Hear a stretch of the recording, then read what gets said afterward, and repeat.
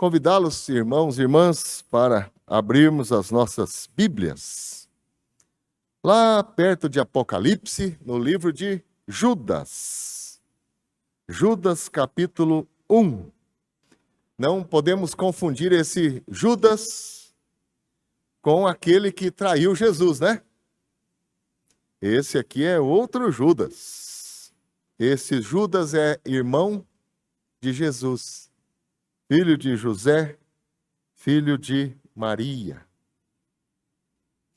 Gostoso ler a palavra de Deus. E nesse início de ano, o Senhor Deus tem tocado muito meu coração sobre as batalhas que precisamos desejar batalhar. Interessante, quantos anos tem a batalha lá da Ucrânia? Quanto tempo que a Ucrânia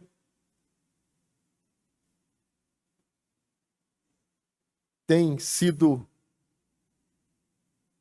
bombardeada, estão tentando assumi-la, mas ainda não deu certo, né? Até uma coisa muito interessante isso. E eu fico pensando que algumas batalhas a gente terá o tempo todo. Principalmente no tempo que se aproxima da volta do nosso Senhor e Salvador Jesus Cristo. Do desafio de manter a nossa vida nos caminhos do Senhor, servindo ao Senhor, fazendo a sua vontade. Quando a gente fala sobre batalha, batalha não é uma coisa tão simples. Ontem, finalzinho da tarde, eu e a Lília fomos namorar. E aí namorado vai para o cinema, não vai? 29 anos de casados. E aí nós fomos lá no cinema dos velhinhos, do Novo Batel. É um cinema menorzinho, que só vai velhinho mesmo. Inclusive, eu acho que os mais jovens éramos nós, lá no cinema, né? Não colocam o ar muito frio, nem barulhento, porque os velhinhos não podem, senão sai todo mundo gripado de lá, né? Se sair. Mas interessante, nós fomos assistir o filme Napoleão, que eu quero recomendar a você. E Napoleão, camarada interessante, né? Quantos erros cometidos. Quantas coisas feitas que terminaram no cômputo final, na somatória final em derrota. Foi uma vida derrotada. Não vou dar o spoiler aqui, porque senão depois você vai reclamar de mim aí, né? Mas assista o filme, procurando alguém orgulhoso, que não ouve a orientação de ninguém e que acha que está certo em todas as circunstâncias e que nunca erra. Tudo que faz está acima da média. Interessante, né? Batalha. Epístola de Judas, capítulo 1. Quero ler apenas o versículo 3. A palavra de Deus nos diz assim: Amados, quando empregava toda diligência em escrever-vos acerca da nossa comum salvação, foi que me senti obrigado a corresponder-me convosco, exortando-vos a batalhardes diligentemente pela fé que uma vez por todas foi entregue aos santos.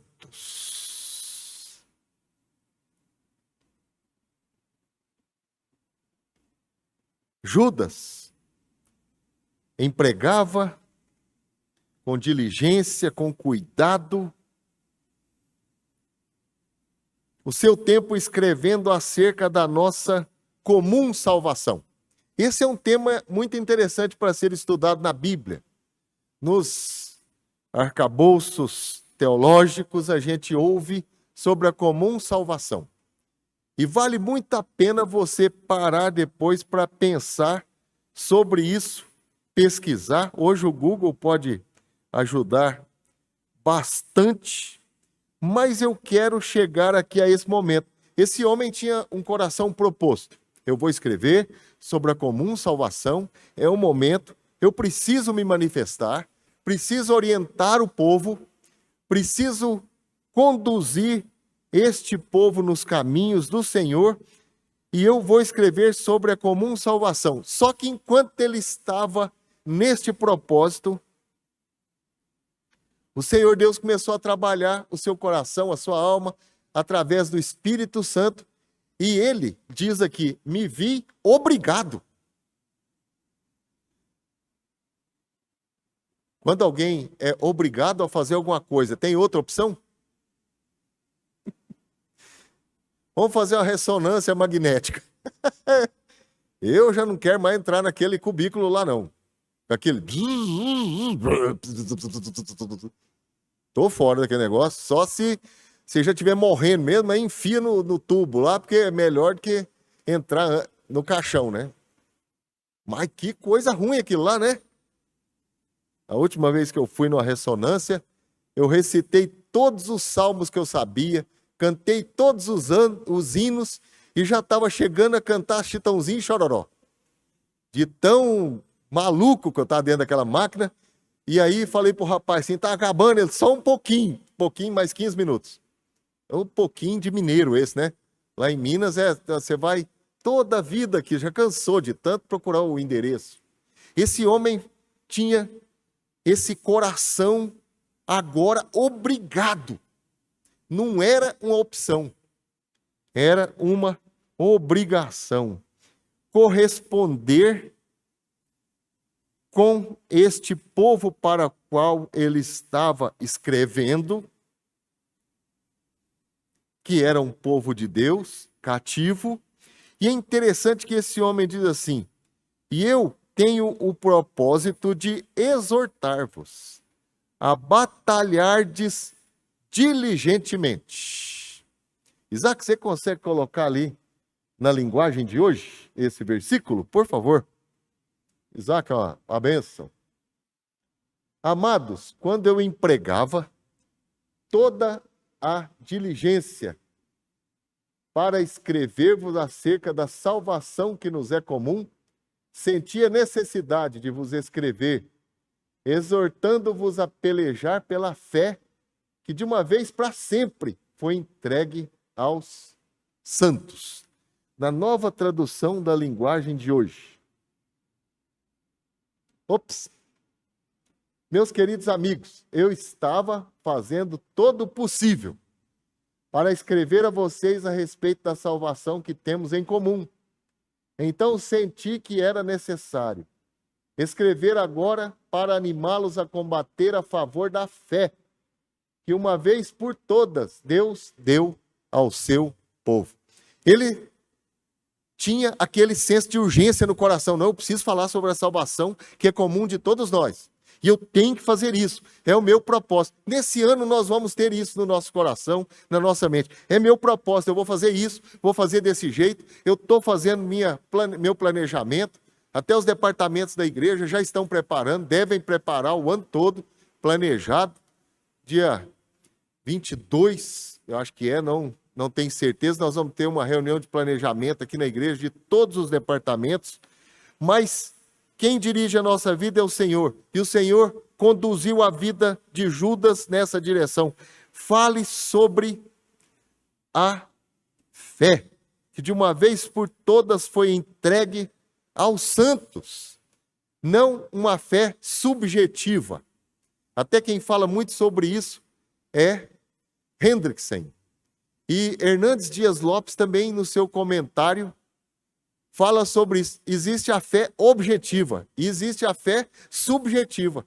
A fé subjetiva é algo que eu vou aprendendo com os outros, mas a fé objetiva é trabalhada pela palavra de Deus no meu coração, e a Bíblia diz isso em Romanos 10, que a fé vem pelo ouvir, e ouvir a palavra de Deus, e o Espírito Santo começa uma obra linda, bonita. Por isso nós não temos motivo nenhum de começar esse ano tristes, porque nós já temos ouvido a palavra da salvação. Nós já conhecemos a comum salvação. Nós já conhecemos o Salvador, que é Jesus. Celebramos o Natal de Jesus. E agora, nós precisamos batalhar pela fé, lutar. As pessoas hoje já não creem mais. Você acha que as pessoas hoje creem? Se você fizer uma pesquisa e perguntar para as pessoas, você tem certeza da sua salvação? Não sei, depende do Senhor. Se ele for bonzinho, eu vou estar lá no céu. E a certeza? Tem certeza que nada pode me separar do amor de Deus que está em Cristo Jesus. Nada pode. E o dia que vocês não me encontrarem mais por aqui, pode ter certeza que eu continuo com Deus, mas agora face a face. Não estou de brincadeira na vida cristã. E não sou turista da vida cristã. Parece que hoje a vida cristã se traduz em grandes feitos de Deus que são visíveis, aproveitáveis no momento e que passa. Como, por exemplo, a cura. Deus cura? Não tem dúvida nenhuma. E oro pela cura. Quando eu vou no hospital, eu oro e peço a Deus para curar. Creio que Deus já me curou, porque senão eu não estaria aqui. Nessa época do Covid, estive morto. Eu e minha esposa. Talvez os três estivessem por aqui hoje sem pai, sem mãe. Porque foi difícil. Não achava ar para respirar. Mas aquela necessidade passou quando Deus me tirou da cova. E eu hoje estou precisando de cura de novo, porque eu fui lá no mar, dei uns mergulhos lá, né? Foi bom demais. Não afoguei, a corrente não me levou para o mar, mas o ouvido inflamou. E a otite está brava. Estou passando o quadriderme aí dentro dos orelhão. Parece aquele de Itu, né? Mas a zoeira está aqui, maior do que do ar-condicionado aqui, ó. Parecendo que a turbina está dentro da cabeça. Teve uma hora que eu achei que não ia aguentar, comecei a ficar agoniado. É fé. E o que eu fiz? Orei. Que antes de ser pastor, sou crente. Antes de ser pastor, sou ovelha. E deixar de ser pastor, daqui a pouco vai acontecer. Mas deixar de ser ovelha, nunca. É o maior privilégio, a maior bênção ser ovelha do bom pastor.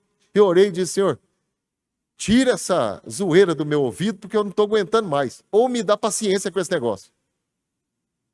Ele não tirou a zoeira. Está aqui do mesmo jeito. Mas ele me deu paciência, porque eu estou dormindo. Já pensou? Quando eu acordo parecendo que eu estou dentro do avião, aquele da Alaska Airlines, que perdeu a porta, né? Parece que eu estou dentro daquele avião lá, daquele zoeirão todo. Não tem problema, Deus sustenta. Vamos batalhar pela fé. Vamos viver pela fé. O que é a fé? Fé é olhar firmemente para Jesus. Fé é não tirar os olhos de Cristo. Billy Graham dizia que a maior expressão de fé é aquela de Pedro sobre as águas. Todos nós estamos andando sobre as águas. E nesse ano de 2024, nós vamos andar sobre as águas. E se tirarmos os olhos do Senhor Jesus, afundaremos. Com certeza, não tem dúvida.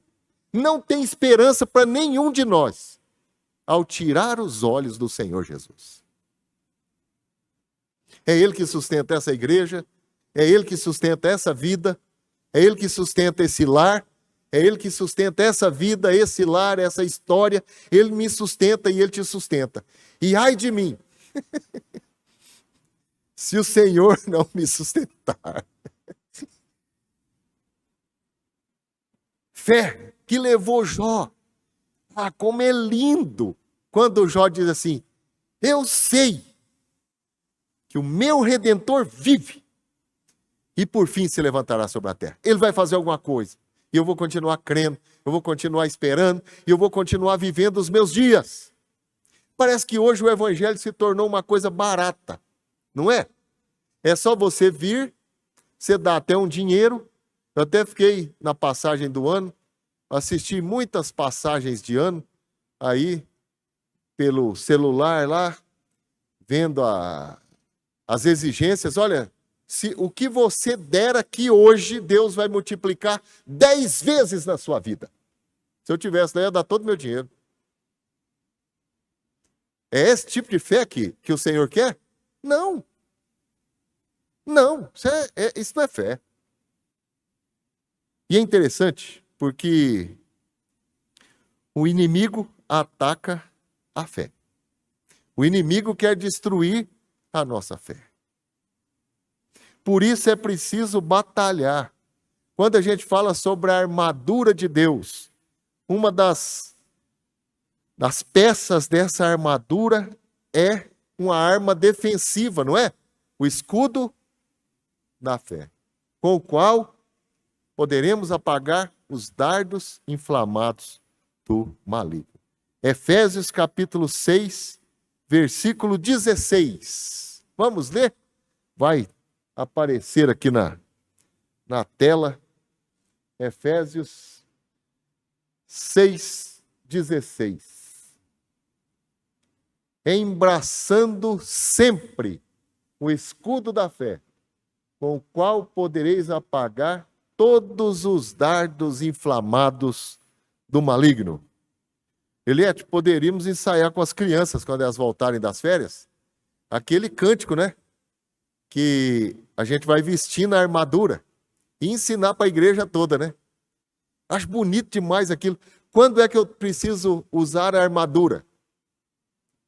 O tempo todo. A todo momento, a todo instante. Não posso baixar a guarda um momento. Fé que me protege, porque é como um escudo. A fé que nós devemos batalhar é esta fé genuína de confiar e crer que Deus está operando, mesmo quando eu não consigo ver. O salmista diz isso: aos seus amados, ele dá. Até enquanto dorme. Hoje nós vamos celebrar a Santa Ceia.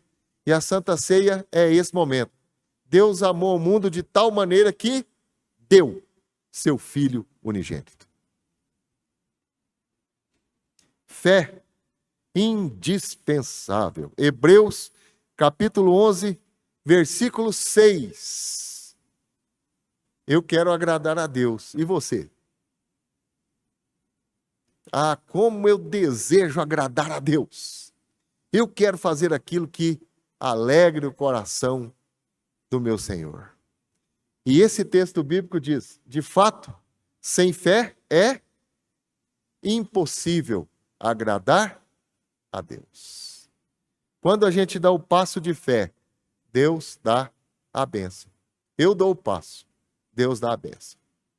Qual é seu passo de fé nesse ano?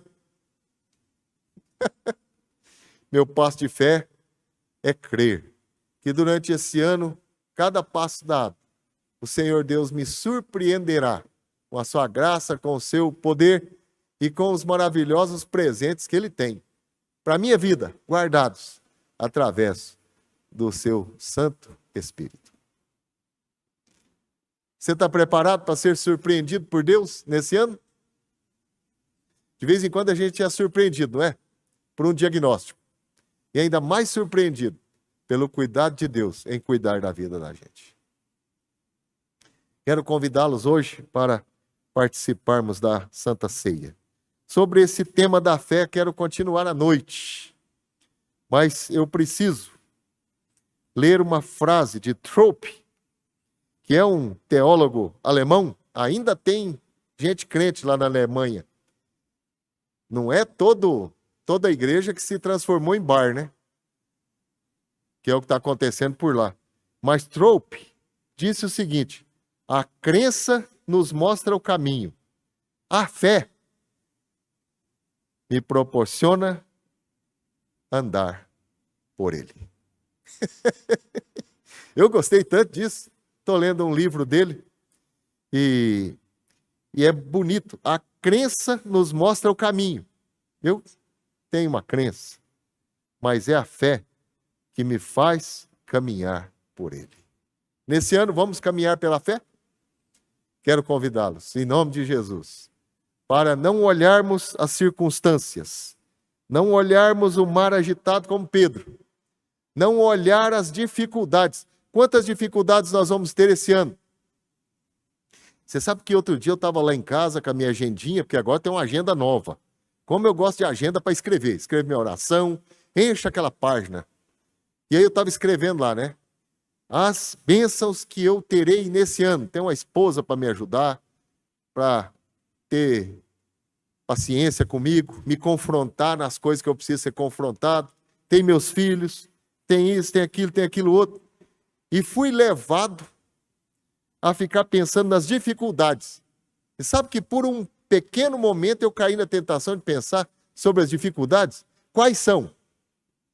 A maior delas, eu mesmo.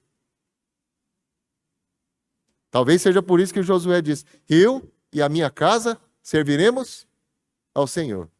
Talvez seja por isso mesmo que Jesus olhou para Pedro e diz: Pedro, cuida do pequeno rebanho, cuida do grande rebanho, mas você só vai poder fazer alguma coisa por mim, Pedro, no finalzinho do Evangelho de João, se você cuidar de você mesmo. Pedro, você me ama? Amo. Pedro, você me ama? Amo. Pedro, você me ama? Ô Senhor, tem misericórdia de mim. Que esse ano seja ano de bênção. Seja ano de trilhar esse caminho, mesmo que seja difícil, pela fé. Em nome de Jesus. Amém.